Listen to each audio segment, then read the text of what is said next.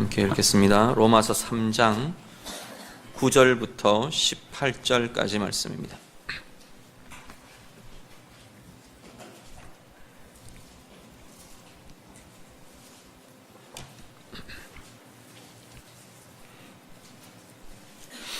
신약성경 로마서 3장 9절부터 18절 말씀입니다.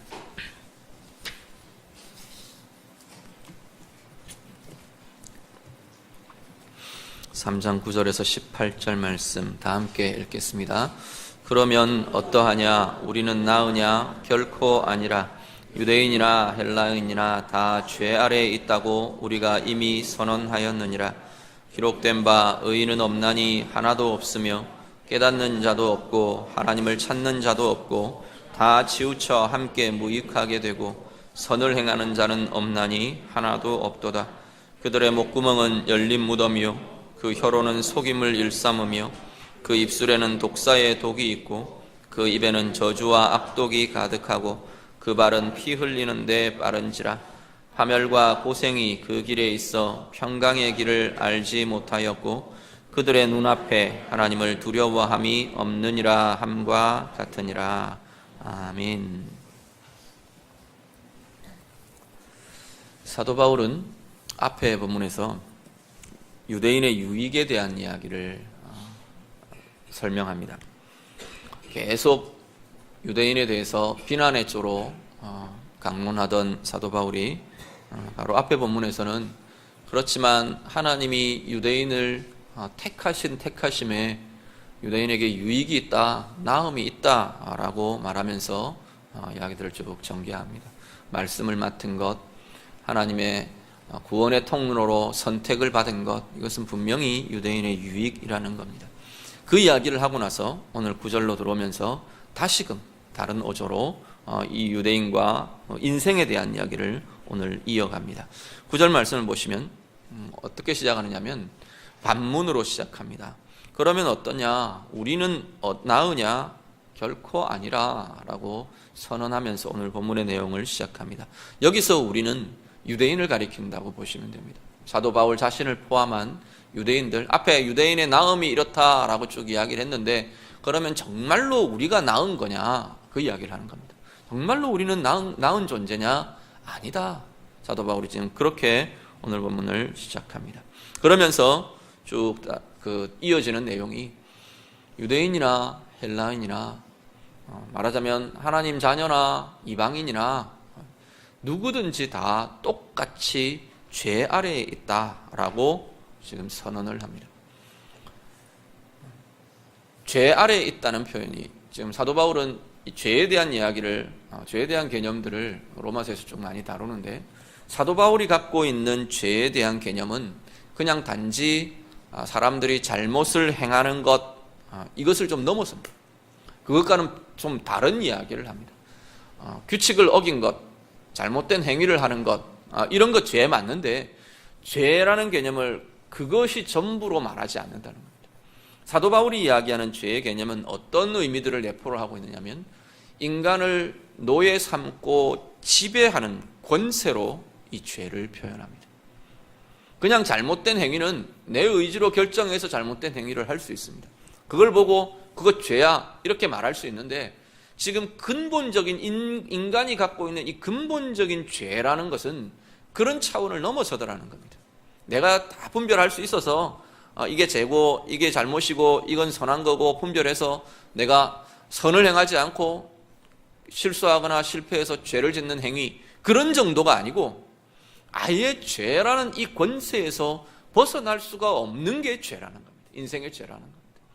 하나님을 떠난 아담과 하와 이후 하나님을 떠난 인류 인간들은 이 죄의 지배, 죄의 권세라는 것을 벗어나고 싶으나 벗어날 수 없는 상태가, 지배의 상태가 바로 죄의 상태라고 사도 바울은 말합니다. 그래서 오늘도 이 본문에도 죄 아래에 있다라고 말합니다. 그러면 죄 아래에 있는 자, 죄의 지배에 있는 자가 이걸 벗어날 수 있는 길이 뭐냐라는 겁니다. 지배를 벗어날 수 있는 길은 다른 지배를 받는 겁니다. 죄의 지배를 벗어날 수 있는, 죄의 상태와 죄의 결과의 그 지배 속에서 벗어날 수 있는 길은 죄보다, 그 죄의 권세보다 더 크신 그리스도의 권세 아래에 우리를 복속시키고 우리가 그 권세 아래에, 그 지배 아래에 들어갈 때 우리는 죄의 권세로부터 풀려나게 되더라는 겁니다. 그것이 우리가 받은 구원입니다. 그것이 우리가 누리는 의인의 삶이고 그것이 우리가 경험하고 있는 하나님 자녀의 삶이라는 겁니다. 그런데 유대인들은 어떻게 생각하느냐 하면, 유대인들은 계속해서 그 논지들을 전개해왔던 것처럼 자신들이 나은 존재라고 생각하는 겁니다. 이방인들보다 우리는 나은 존재다. 그래서 하나님이 선택하셨다는 겁니다. 하나님이 선택이 있었기 때문에 우리는 더 나은 존재가 되었고, 더 나은 존재고, 더 거룩하고, 더 의롭고, 더 깨끗하고, 그런 존재가 우리들이다 라고 유대인들은 생각한다는 겁니다. 거기에 대해서 사도 바울은 아니라고 말합니다. 예외 없이 모든 인간은 다 죄 아래에 있는 존재들이고 다 똑같은 존재들이다 라고 사도 바울이 말씀합니다. 오늘 우리들 그리스도 안에 있는, 우리가 그리스도인이라고 스스로를 부르고 또 불려지는 우리들은 어떠냐라는 겁니다. 유대인들은 구약의 백성들이었기 때문에 나을 게 없는 존재고 똑같은 존재고, 우리는 이제 예수 그리스도의 십자가 이후의 시대의 사람들이기 때문에 우리는 그리스도 안에서 구원받은 우리는 다른 존재다, 특별한 존재다, 나은 존재다 라고 여기게 되느냐라는 겁니다. 어떤 의미에서는 나은 존재가 맞습니다. 그런데 다른 진정한 의미에서 우리도 지금 오늘 본문의 말씀처럼 똑같은 죄 아래에 있던 존재들이라는 겁니다. 우리가 납고 우리가 다른 실체가 무엇인지를 우리가 기억하셔야, 분명하게 아셔야만 합니다. 달라진 존재, 우리의 달라짐, 우리의 나아짐은 무엇이냐면, 무엇 때문이냐면 우리 안에 계신 그리스도 때문이라는 겁니다. 똑같이 죄의 지배 아래에 있었고 죄의 지배 아래에서 벗어날 수 없고 그 지배 아래에 있는 존재인데, 사실은 지금도 마찬가지입니다. 지금도 그리스도를 빼버리면, 우리 안에 계신 그리스도를 빼버리면, 그리스도의 다스리심을 빼버리면 우리도 똑같은 모양으로 살아가게 된다는 겁니다. 똑같은 죄의 지배, 죄의 결과, 그것들을 가지고 그것들을 경험하며 그렇게 살 수밖에 없는 존재가 오늘 우리들이라는 겁니다. 그렇기 때문에 우리의 그리스도인됨, 우리의 의인됨, 하나님의 자녀됨, 그 삶의 가장 중요한 핵심은 내가 예수의 지배 아래, 예수의 다스리심 아래, 그리스도의 다스리심 아래 살고 있느냐라는 겁니다. 우리는 그 백성으로, 그 자녀로 부름을 받았고 이미 그 안에 들어왔고, 문제는 내 삶이 그렇느냐 그렇지 않느냐가 이제는 나의 삶이 의인의 삶을 살아가게 되느냐 그렇지 않느냐의 핵심적인 갈림길이 된다는 겁니다. 오늘을 살아가지만, 구원받은 하나님의 자녀로 그리스도인으로 살지만 내 삶에 그리스도의 지배를, 그리스도의 다스리심을 거절하고 회피하고 막아버리고 그렇게 산다면 우리는 이 죄의 권세 아래에 있는, 죄의 지배 아래에 있는 모습과 똑같은 모습으로 살게 될 것이라는 겁니다. 오늘 우리의 삶에 다시금 우리를 돌아보며 정말 이 사도 바울의 이 선언 앞에서 의인은 없나니 하나도 없다고 말하는, 모든 이들이 다 똑같은 죄 아래에 있는 존재였다고 말하는 우리의 실체를 향한 선언 앞에서 겸손히 다시 한 번 더 자신의 삶을 우리 주님의 다스림 아래 다시금 내어드리는 그러한 귀한 시간이 되실 수 있기를 간절히 바랍니다. 11절 이후의 내용은요, 이 죄의 지배 아래의 삶이라는 게 어떤 것인가를 하나하나 이렇게 예를 들어서 대표적인 특징들을 쭉 제시를 하고 있습니다. 죄의 지배 아래에 있다는 게, 그리스도의 지배가 아닌 죄의 지배 아래에 있다는 게 어떤 삶을 말하느냐, 어떤 삶을 가리키느냐를 하나씩 짚어갑니다. 몇 가지 우리 핵심적인 것들을 함께 좀 보려고 합니다. 11절, 12절은 먼저 보면 핵심적인 것이 하나님을 찾지 않는 것으로 제시됩니다. 하나님을 찾지 않으면서 거기에서 파생되는 다양한 이야기들을 쭉 전개합니다. 근데 이 본문은 시편 14편, 우리 같이 보시죠. 시편 14편 2절에서 3절 말씀. 이 구약의 말씀들 11절 이후는 거의가 이렇게 인용해 온 말씀들입니다. 시편 14편 2절에서 3절 말씀 다 함께 읽겠습니다. 여호와께서 하늘에서 인생을 굽어 살피사 지각이 있어 하나님을 찾는 자가 있는가 보려 하신즉 다 치우쳐 함께 더러운 자가 되고 선을 행하는 자가 없으니 하나도 없도다. 아멘. 시편 기자가 뭐라고 말하느냐면 하나님께서 이렇게 인생을 살펴보신다는 겁니다. 어떤 부분을 살피느냐면 하나님을 찾는 자가 있느냐, 하나님을 찾는 자가 있는가, 하나님께 나오는 자가 있는가 살피시는데 하나님의 결론은 아무도 없더라. 아무도 없더라. 그 아무도 없는 그 하나님을 찾지 않는 그것 때문에 어떤 삶이 그들 가운데 주어지느냐 했더니 다 치우친 삶을 살더라. 하나님을 향해 이렇게 바른 길을 걸어가는 인생의 걸음을 걸어가야 하는데 죄로, 불의로, 더러움으로 치우치더라는 겁니다. 쏠려가고 이렇게 치우치고 저렇게 치우치고 바른 길을 가지를 못하는 삶을 살더라라는 겁니다. 하나님을 찾지 않기 때문에, 또한 하나님을 찾지 않기 때문에 더러운 자가 되더랍니다. 더럽혀지더랍니다. 하나님을 찾지 않기 때문에 선을 행하는 자가 될 수 없더랍니다. 선을 행할 수 없는 그 삶을 살아가더라 하나님 말씀하십니다. 오늘 우리의 삶에 우리가 의인으로, 우리의 이름, 불려지는 이름, 이 의인으로 살아가는데 가장 중요한 것은 하나님을 찾는 것입니다. 지난 한 주간 나는 얼마나 하나님을 찾았는가 우리가 한번 돌아보시면 좋겠습니다. 물론 새벽 기도도 하시고 예배도 하시고 또 아마 여러 가지 모습으로 하나님을 찾으셨을 겁니다. 내 삶의 자리에 하나님을 찾음이 얼마나 내게는 있었던가 우리가 한번 돌아보실 수 있기를 바랍니다. 내 삶의 자리에 이런 모습들 저런 모습들, 내가 결정해야 될 그 자리에 하나님을 찾는 찾음이 있었는지, 내가 다른 사람과의 풀어야 하는 관계의 자리에 하나님을 찾음이 있었는지, 내가 어려움과 곤란을 겪는 그 자리에 나는 하나님을 찾음이 있었는지, 하나님 앞에서 내가 하나님을 찾지 않았기 때문에 치우쳐지고 하나님을 찾을 수 없었기 때문에 더럽혀지고 하나님을 찾지 않았기 때문에 하나님이 원하시는 선의를 행할 수 없었던 모습들을 우리가 다시 한번 돌아보며 다시 한번 주님을 찾으며 주님 앞에 우리들을 내어드리는 귀한 자리 되실 수 있기를 간절히 바랍니다. 그리고 이어지는 내용은 말에 대한 이야기를 합니다. 13절은 거짓된 말에 대한 이야기를 합니다. 시편 5편 9절을 한번 같이 보시죠. 시편 5편 9절 말씀. 시편 5편 9절 다 함께 읽겠습니다. 그들의 입에 신실함이 없고 그들의 심중이 심히 악하며 그들의 목구멍은 열린 무덤 같고 그들의 혀로는 아첨 하나이다. 아멘. 말들을 우리는 말이라는 걸 빼놓고는 우리의 인생이 참 이렇게 말하기 어려운 그런 만큼 많은 말들 속에 살아갑니다. 그런데 죄의 지배를 받는 인생의 중요한 특징 중에 하나는 거짓됨이 이 안에 들어온답니다.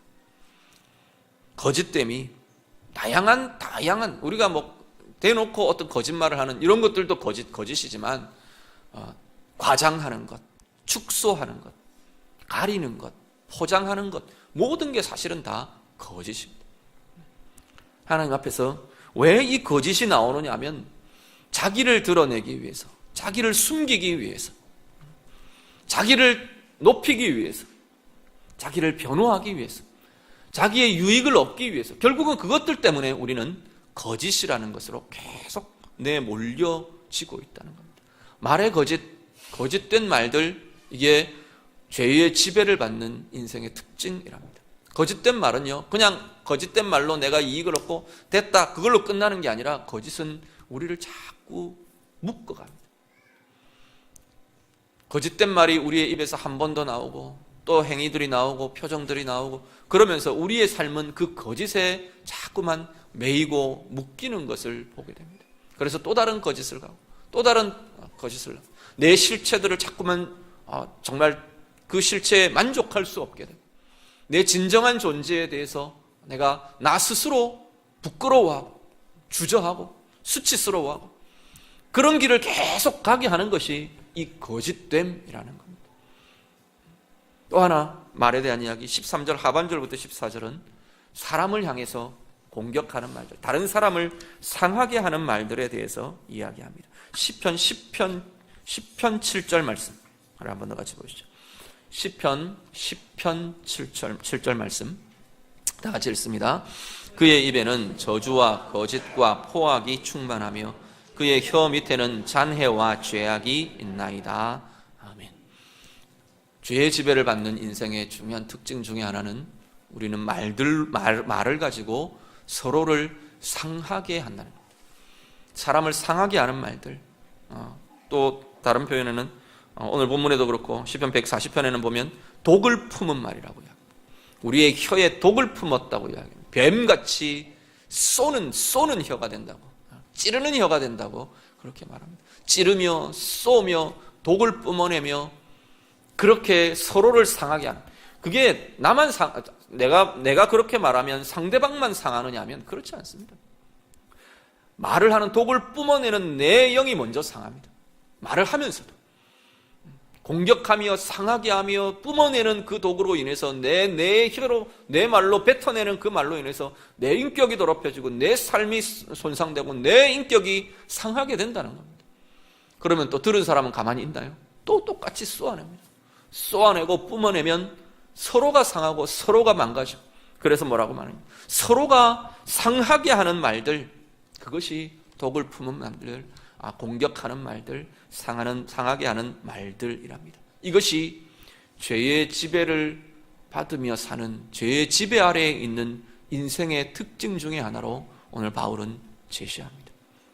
세 번째, 말들 이야기했고요. 세 번째, 사람을 상하게 하는 악이 15절에서 17절. 말만 아니고 행위나 태도나 삶의 모양을 통해서 다른 사람을 다치게 하고 상하게 하는 것이 죄의 지배 아래에 있는 자들의 모습이랍니다. 이사야 59장 7절에서 8절 말씀, 오늘 보면 이 본문을 그대로 인용해 오는데, 이사야 59장 7절과 8절 말씀 같이 읽습니다. 그 발은 행악하기에 빠르고 무죄한 피를 흘리기에 신속하며 그 생각은 악한 생각이라. 황폐와 파멸이 그 길에 있으며 그들은 평강의 길을 알지 못하며 그들이 행하는 곳에는 정의가 없으며 굽은 길을 스스로 만드나니 무릇 이 길을 밟는 자는 평강을 알지 못하느니라. 아멘. 죄의 지배를 받는 이들의 모습의 특징 중에 하나를 서로 상하게 한답니다. 그래서 어디로 가면 계속 서로가 파멸의 길을 가게 하고 궁극적으로 평강이 없는 길, 평강이 없는 삶의 걸음을 걷게 되는 것이 바로 죄의 지배를 받는 자들의 모습이라 말합니다. 죄라는 것, 우리 늘 이야기할 때 근본적인 것을 하나님이 주인 되시는 상태를 거절한, 하나님의 주인 되심의 자리를 떠나버린 것, 그게 죄의 근원이라고 말씀을 드렸습니다. 그 죄는, 그 상태는 뭐가 주인이 되느냐면 결국은 내가 주인이 됩니다. 가장 대부분의 죄의 상태는 자신이 주인이 되어 있는 상태입니다. 그래서 죄의 지배 아래에 있는 사람들은 대부분 다 추구하는 인생이 뭐냐면 나의 유익입니다. 대부분 다 나의 유익을 구하지만 내가 주인이 된 그 삶의 가장 중요한 목표는 나의 유익, 나의 드러남, 나의 자랑, 나의 높아짐, 내가 가져야 할 소유, 내가 받아야 할 보장, 이것이 가장 중요한 핵심적인 내용이 됩니다. 그런데 나를 이롭게 하고 나를 변호하고 나를 보호하고 나를 높이고 그러려다 보면 순전하게 다른 사람을 높여주면서 나를 높일 수 있느냐? 대부분은 그렇지가 못합니다.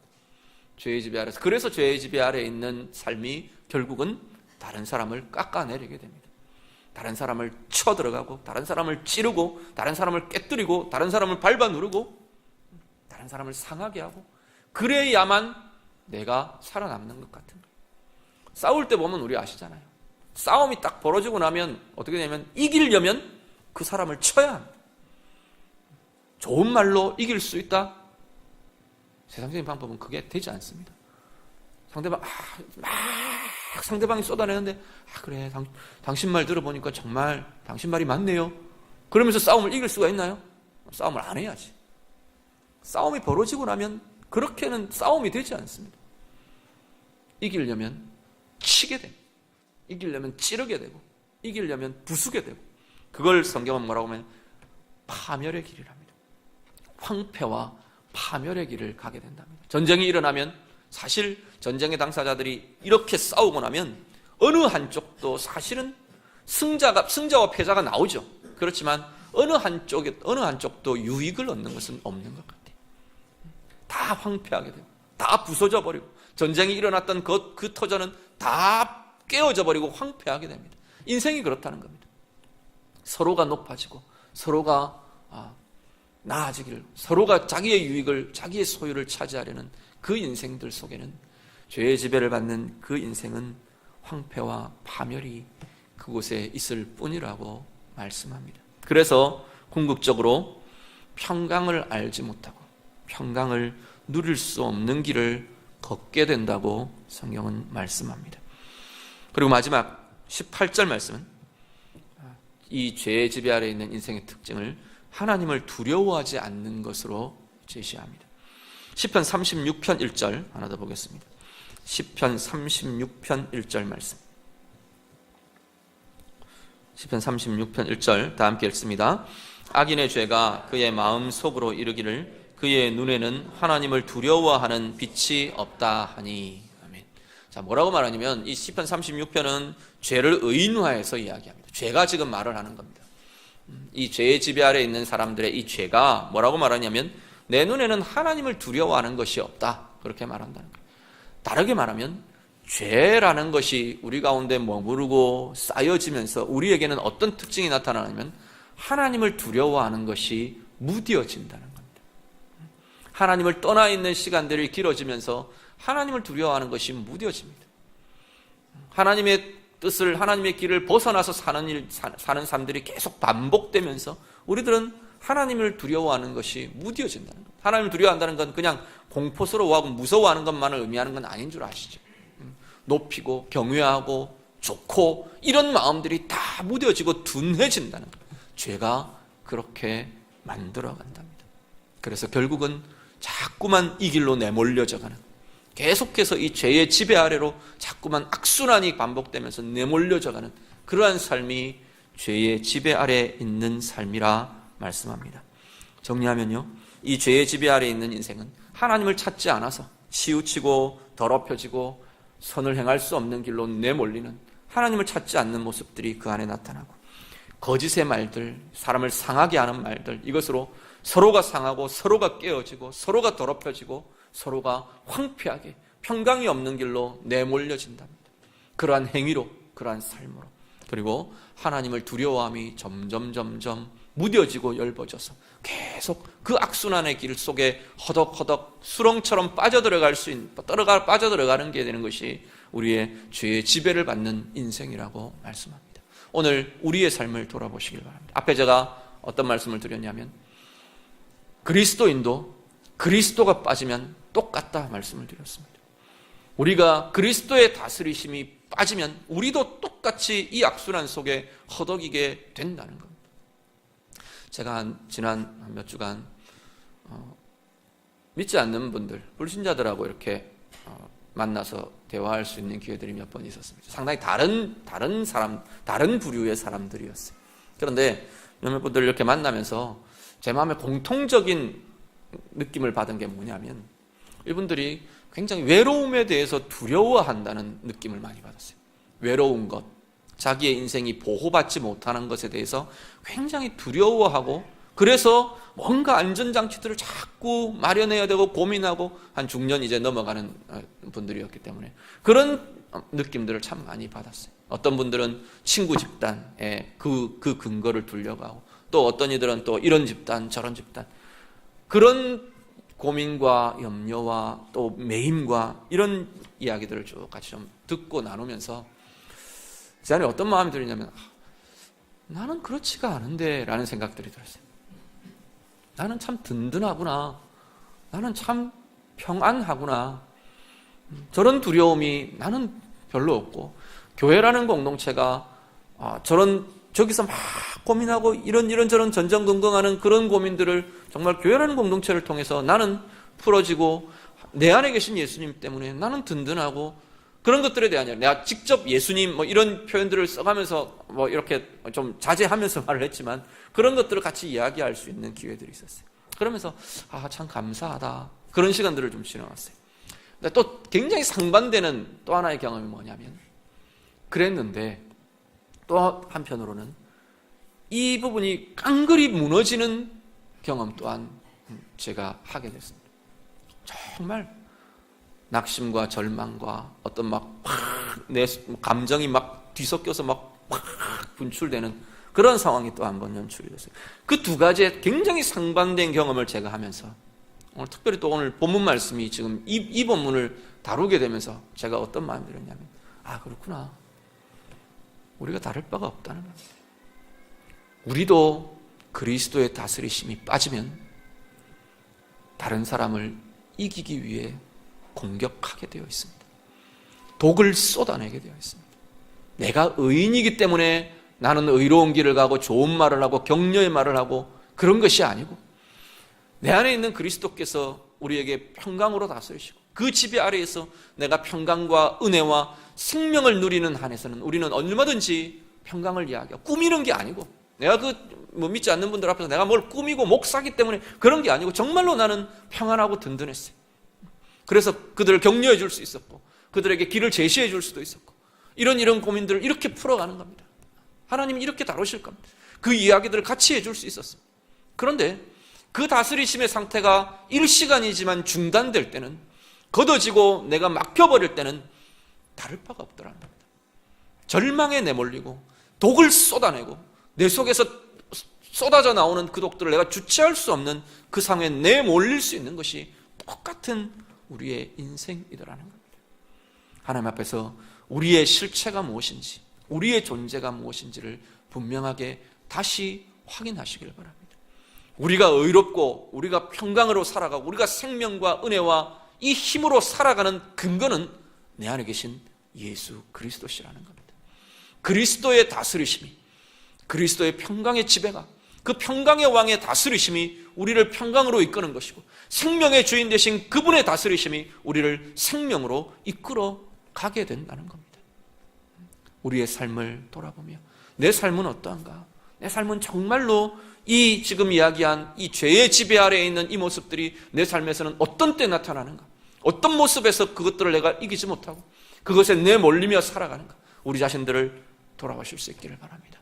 다시금 회복하는 자리는 그리스도의 지배 아래에 이것들을 내어드리는 것입니다. 내 욕심을 내어드리고, 내 삶의 목표를 내어드리고, 내 붙들려 있는 그 집착들을 내어드리고, 내 자랑을 그리스도의 지배 아래 내어드리고, 그럴 때 우리는 다시금 변화된 생각, 변화된 마음, 변화된 삶, 변화된 힘을 우리들이 누리며 살아가게 될 것입니다. 오늘 예배하는 우리 성도님들 여러분 안에 겸손히 주님 앞에, 주님의 다스리심 앞에 오늘 내어드리며 우리의 삶의 자리들을 내어드리며 새로운 진정한 의인의 삶, 진정한 평강의 삶, 은혜의 삶 누리며 사시는 우리 모두 되시기를 우리 주님 이름으로 축복합니다. 기도하겠습니다. 오늘 말씀 가지고 함께 기도하기를 원합니다. 오늘 우리의 삶을 하나님 앞에 고백하며 좀 기도하셨으면 좋겠습니다. 하나님, 내 삶에 이런 모습들이 있을 때마다 내가 하나님을 찾지 못하고 치우쳐지기도 하고 더럽혀지기도 하고 내 말에서 거짓이, 가려짐이, 포장함이, 때로는 사람을 상하게 하는 독이, 쏘는 화살이 내 입에서 또 내 행함에서 나타나곤 합니다. 우리의 모습들 어떤 자리에서 그러는지, 어떤 모습들이 그런지 지나간 한 주간의 삶을 돌아보며 하나님 앞에 좀 고백하시길 바라고요. 정말로 다시금 예수 그리스도의 다스리심이 내 삶의 자리마다 하나님 나타나기를 원합니다. 우리의 삶의 자리를, 그것이 약해져 있는 그 자리를 다시금 내어드리시길 바랍니다. 부부의 자리에 약해져 있으면 그 자리를 하나님의 다스리심 앞에 내어드리고, 부모됨의 자리가 그렇게 약해져 있으면 그 자리를 내어드리고, 내 재정의 자리, 물질의 자리가 그렇게 약해져 있으면 그 자리를 하나님 앞에 내어드리면서 이 시간 하나님 앞에 다시금 예수 그리스도의 다스리심이 내 삶 가운데 회복되고 커지기를 원합니다. 누려지기를 원합니다. 같이 기도하겠습니다. 기도드립니다. 하나님 아버지, 우리의 삶을 내어드리며 기도합니다. 주님, 주의 다스리심 앞에 우리의 삶을 내어드리오니 우리의 삶의 자리에 하나님 약해져 있는 자리마다, 하나님 더럽혀져 있는 자리마다, 하나님 묶여있는 자리마다, 죄의 지배 아래 눌려져 있는 자리마다 다시금 그리스도의 지배로, 그리스도의 다스리심으로 회복되는 권세와 은혜와 힘이 하나님 우리들 가운데 나타나게 하여 주시옵소서. 우리의 심령마다 하나님 이 능력이 나타나게 하시고, 우리의 심령마다 하나님 이 권세가 나타나게 하여 주시옵소서. 우리 자신이 하나님 특별한 존재인 것이 아니고 우리 자신이 하나님 의로운 힘을 가진 자들이 아닌 것을 이 시간도 고백합니다. 우리 안에 하나님 평강의 힘이 하나님 우리 안에 있는 것이 아님을 다시 한 번 더 고백합니다. 하나님, 내 안에 계신 그리스도께서 우리를 다스리시며 우리를 붙들어가며 우리를 인도해 가실 때 정말로 하나님 진정한 은혜, 진정한 평강, 진정한 힘과 권세, 생명이 하나님 우리들 가운데 나타나게 될 줄 믿사오니 하나님 주의 지배 아래로, 주의 다스리심 아래로 온전히 내어드리며 새롭게 붙들려지는 주의 자녀들 되게 하여 주시옵소서. 하나님, 우리의 삶이 하나님 그것 누리며 나아가게 하시고 그 생명과 그 평강을 누리며 사는 주의 자녀들의 삶이 되도록 하나님 인도하여 주시옵소서. 하나님 아버지, 예수 안에서 구원받은 우리의 모습들, 하나님, 우리는 우리가 잘난 줄 알고 우리가 무엇을 가진 줄 알고 우리가 무엇인가 힘과 의로움을 가진 자인 줄 알고 살아갑니다. 하지만 오늘 말씀 앞에서 다시 한 번 더 주님 앞에 고백하오니 우리 또한 아무것도 아닌 죄의 지배 아래 있을 수밖에 없는 연약한 존재임을 이 시간 고백합니다. 우리 주님 다스려 주시고 주의 다스리심이 우리에게 있기에, 주님의 인격이 우리 가운데 있기에 우리는 평강을 누리고 은혜를 누리고 생명을 누리는 존재임을 이 시간도 고백합니다. 이 시간 예배하며 주님 앞에 겸손히 주의 다스리심 앞에 우리의 모든 것 내어드리는 주의 자녀들의 기도와 간구와 고백을 받으시고 하나님, 삶의 자리자리마다 특별히 우리가 약해져 있는, 연약해져 있는 죄의 지배에 연약하게 노출되어 있는 그 자리마다 주의 권세와 주의 지배하심이, 다스리심이 새롭게 회복되는 은혜의 삶 되게 하여 주시옵소서. 예수님 이름으로 기도드립니다. 아멘.